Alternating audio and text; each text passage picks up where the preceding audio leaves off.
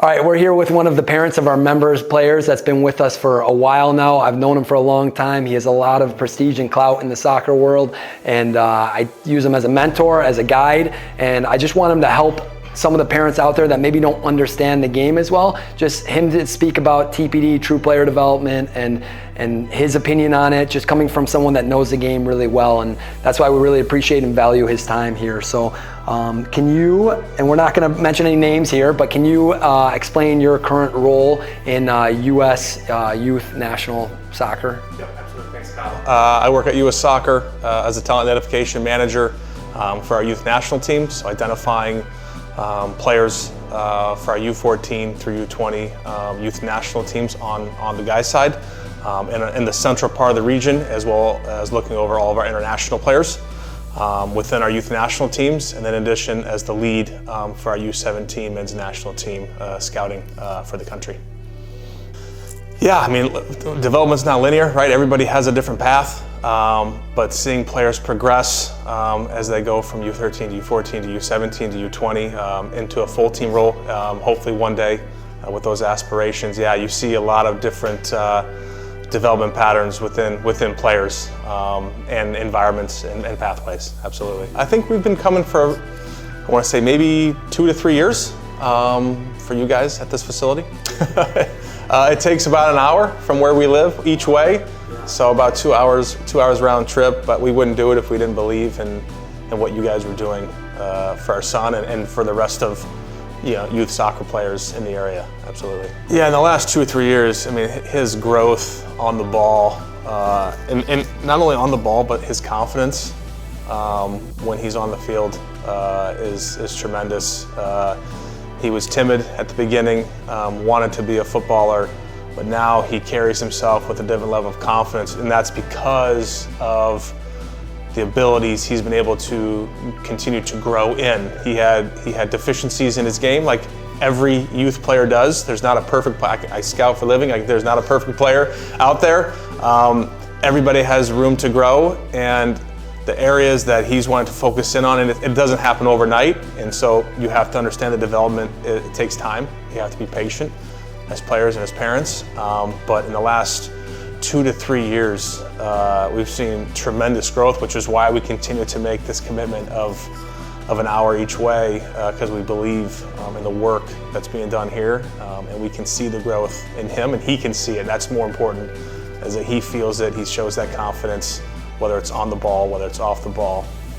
We really see it in him, and he sees it in himself, and that's what's great about what's going on with here in particular. Yeah, I mean, a lot of it comes to do with just the continued growth I see in the areas that you guys want to work on him with. If we just use a generic example, not necessarily specific to my son, but a generic example of a plant foot when it comes to a power shot or shooting from distance, the proximity from the foot to the ball, whether you want outside the foot, inside the foot, those little details that a team coach would have to coach within the game. He wouldn't have time to stop and correct that with constant repetition. But here, when you're able, if that's the topic for the day, you're breaking it down from the approach to the ball, to the prep touch, to where the plant foot goes, to the follow through, and then they're able to see a demo. They're able to then feel themselves do it, and what's great is then they can go to the video, the board here at the facility, and watch their own technique. You can tell them to your blue in the face what you see, but sometimes showing them of themselves doing it wrong or doing it right. Like maybe they might hit the ball right, but they don't know why. And now you guys are able to show them, hey, this is why this one worked. This is why this one didn't work.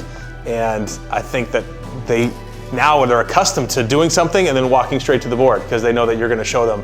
And that's what's awesome about it, about the facility itself. But the ability to focus in on the finer details over the last 2 years and constant repetition, their trust in you guys, because then they see it working. So when you want to focus on the next progression, they have that trust. That trust is built in because, hey, he fixed this for me.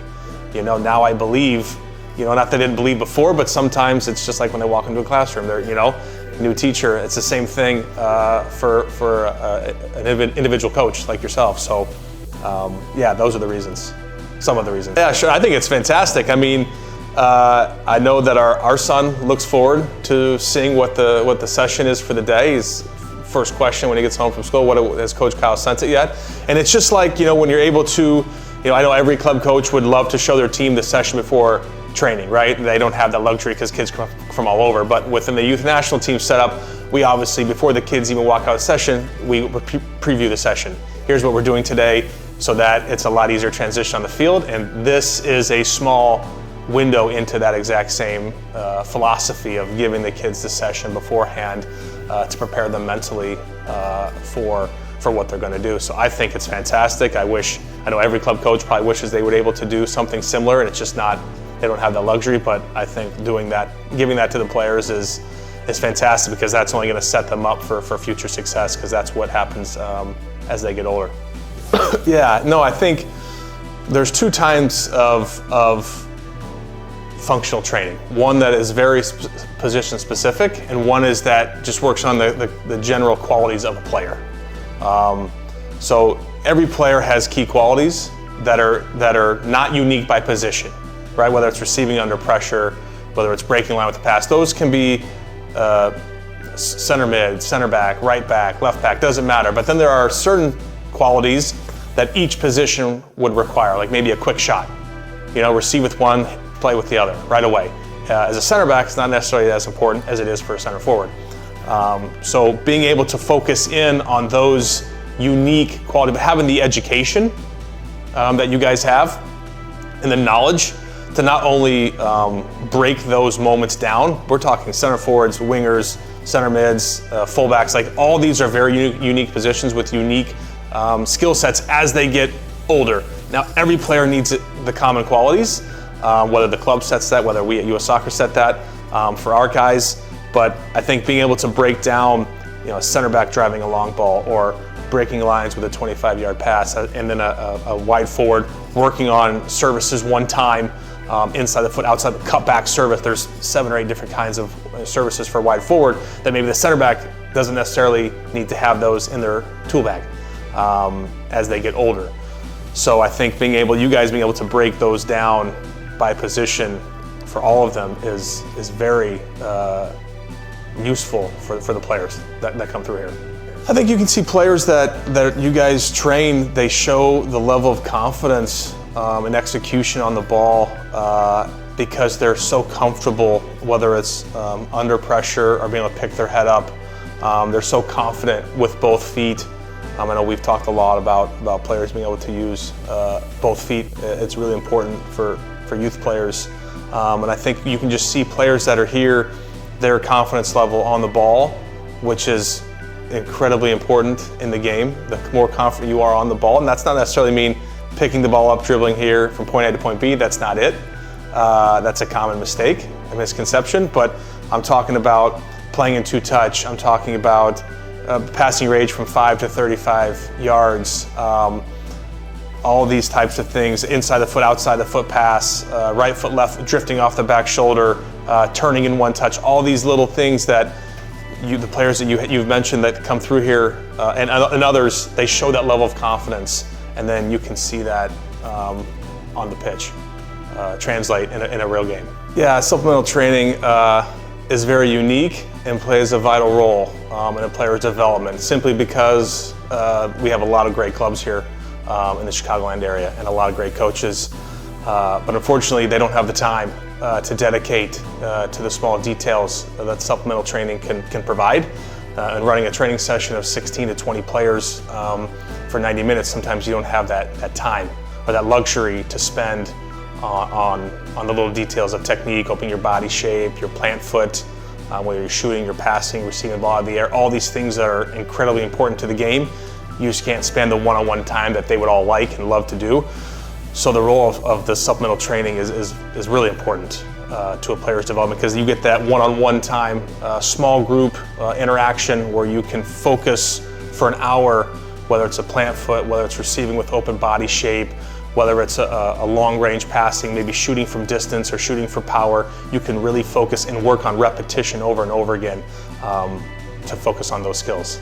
Yeah, I think letting it be player-driven a little bit, letting your child drive the bus, so to speak.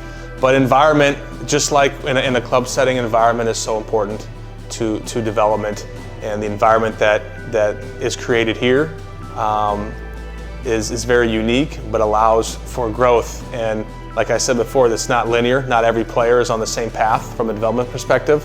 It can look like a roller coaster, and I think here you guys are able to help them during the ups and the downs, and having the conversations with parents, about how the player's doing, because obviously you can't go see all 200 kids on the weekend. That's impossible, so you rely a little bit on parents or coaches to give you feedback on the players. But I think what's really unique is allowing the kids to drive the bus on this particular when it comes to supplemental training, and picking the right environment for them is what's crucial. And I think you guys do a fantastic job of creating that environment that allows for mistakes, that allows them to continue to grow and learn. And I think that's a big reason why we continue to come. No, that's perfect. Yeah, couldn't have said it through the mission even better, right? That's everything. So, yeah, we thank you so much for your guidance for what we're doing, right? We ask you all the time for advice, and obviously an eye like yours is extremely valuable to what we're doing. But we appreciate you and we appreciate your time. Thank you, Coach. You're welcome very much.